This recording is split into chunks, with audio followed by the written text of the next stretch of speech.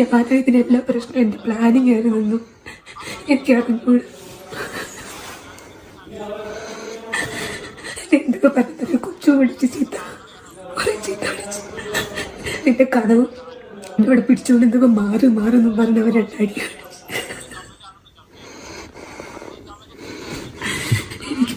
ആരൊക്കെ അടിച്ചത്? ലീഗലി പോവാം. പിന്നെ ഗർഭിണിയായിരുന്നു പാർക്ക് അടിച്ചത് പറ. എന്റെ വയറൊന്നും പറഞ്ഞ പിടിച്ചിട്ട് പോലെ എത്ര